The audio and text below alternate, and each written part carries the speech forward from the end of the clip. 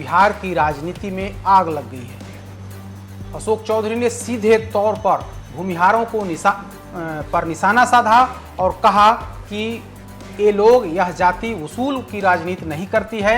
इन लोगों को यानी कि इस समाज के नेताओं को विधानसभा का टिकट नहीं दिया जाएगा। तो नुकसान कहा जा रहा है कि विधानसभा के उपचुनाव में इसका परिणाम भुगतना पड़ेगा, न सिर्फ जेडीयू को बल्कि हिंदुस्तानी आवाम मोर्चा को भी। उनकी राह जो है, तेजस्वी यादव की राह आसान होते दिखेगी। तेजस्वी, अगर यही स्थिति रही तो 2025 के चुनाव में तेजस्वी यादव को बिहार की सत्ता पर पहुंचने से, सत्ता पर काबिज होने से कोई रोक नहीं सकता है। नमस्कार, मैं विवेकानंद और आप देख रहे हैं news for nation.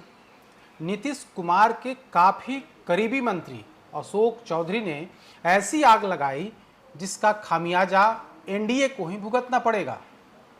Tejashwi Yadav को इसका सीधा लाभ मिलेगा। दरअसल अशोक चौधरी ने जहानाबाद में जाकर के जो बयान दिया है, जिस तरह से कास्ट पॉलिटिक्स की है, उसके बाद बिहार की राजनीति में आग लग गई है। अशोक चौधरी ने सीधे तौर पर भूमिहारों को निशाना साधा और कहा कि ये लोग, यह जाति वसूल की राजनीति नहीं करती है। इन लोगों को यानी कि इस समाज के नेताओं को विधानसभा का टिकट नहीं दिया जाएगा। दरअसल जहानाबाद से जेडीयू प्रत्याशी चंदेश्वर चंद्रवंशी की हार का ठीकरा अशोक चौधरी ने सिर्फ और सिर्फ भूमिहारों पर फोड़ी। नतीजा यह हुआ कि न सिर्फ जेडीयू के बाहर के लोग, बल्कि जेडीयू के अंदर जो भूमिहार समाज के नेता थे, उन्होंने सीधे तौर पर अशोक चौधरी को निशाने पर लिया है और उनकी जमकर खरी खोटी सुनाई है। लेकिन क्या अशोक चौधरी का यह बयान सामान्य है? क्या अशोक चौधरी के इस बयान से जेडीयू, बीजेपी और हमको फायदा होगा? राजनीतिक जानकार बताते हैं कि इसमें सिर्फ और सिर्फ नुकसान जो है वो जेडीयू का है, बीजेपी का है और हिंदुस्तानी आवाम मोर्चा का है। क्योंकि हिंदुस्तानी आवाम मोर्चा भी उसी मगध के क्षेत्र में उसका फैलाव है। गया और जहानाबाद इलाके में जीतन राम मांझी का प्रभाव है और आगामी आने वाले कुछ दिनों में ही इसका रिजल्ट स्पष्ट तौर पर दिख जाएगा कि अशोक चौधरी के इस बयान से किसको कितना नफा हो रहा है और किसको नुकसान।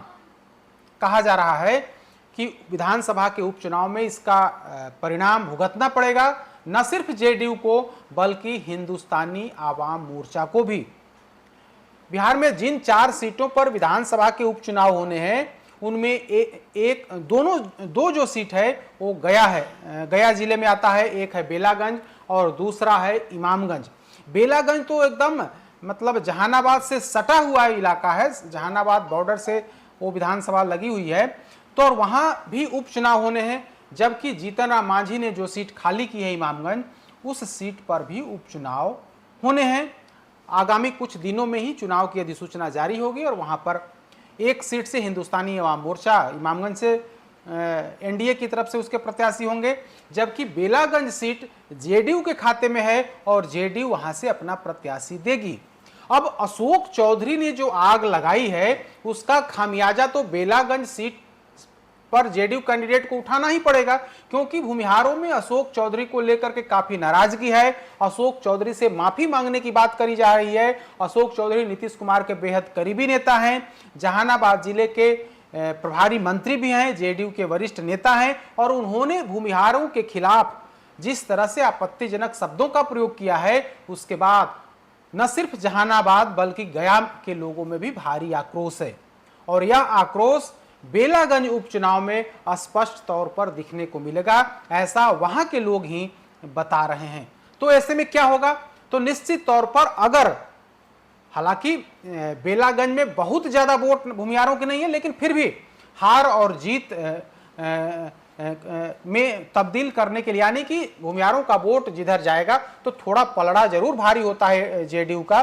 तो वैसी स्थिति में अगर भूमिहारों ने वोट नहीं किया जेडीयू प्रत्याशी को, तो इसका खामियाजा सीधे तौर पर नीतीश कुमार को उठाना पड़ेगा और तेजस्वी यादव की पार्टी आरजेडी के जो प्रत्याशी होंगे, उनकी जीत और आसान होते दिखेगी, क्योंकि एनडीए के वोटर्स में ही फूट होगी।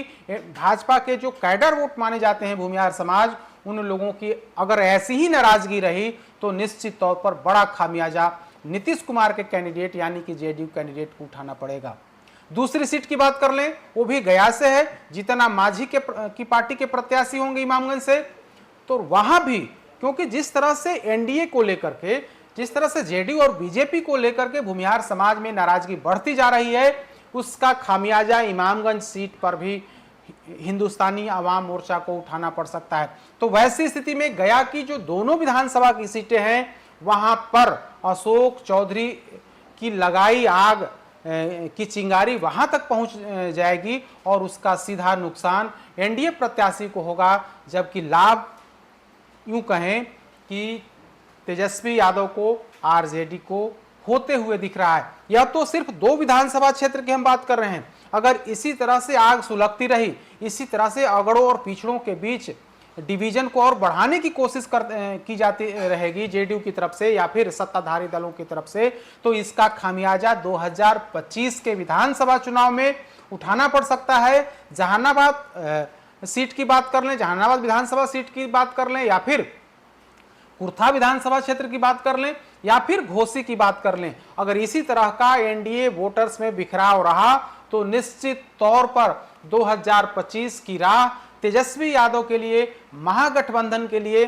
भाकपा माले, कांग्रेस और आरजेडी के लिए उनकी राह आसान होते दिख रही है। क्योंकि एनडीए के अंदर ही सिरफुटौल है। जिस तरह से नीतीश कुमार के बेहद करीबी नेता अशोक चौधरी ने बयानबाजी की है, भाजपा के कोर वोटर्स को लेकर के जिस तरह से उन्होंने आपत्तिजनक शब्दों का प्रयोग किया है, जिस तरह से पूरा हार का पूरा ठीकरा एक समाज पर फोड़ने की कोशिश की है, उसके बाद यह स्पष्ट होते चला है कि अशोक चौधरी ने जो आग लगाई है समाज के अंदर, उससे बीजेपी और जेडीयू मगध के अंदर, मगध प्रमंडल के अंदर खात्मा तय है। अगर अभी से डैमेज कंट्रोल नहीं किया गया तो न सिर्फ विधानसभा के उपचुनाव में बल्कि 2025 बिहार विधानसभा चुनाव में इसका खामियाजा भुगतना पड़ेगा और अशोक चौधरी की लगाई आग से तेजस्वी यादव का खेमा, उनकी राह जो है, तेजस्वी यादव की राह आसान होते दिखेगी।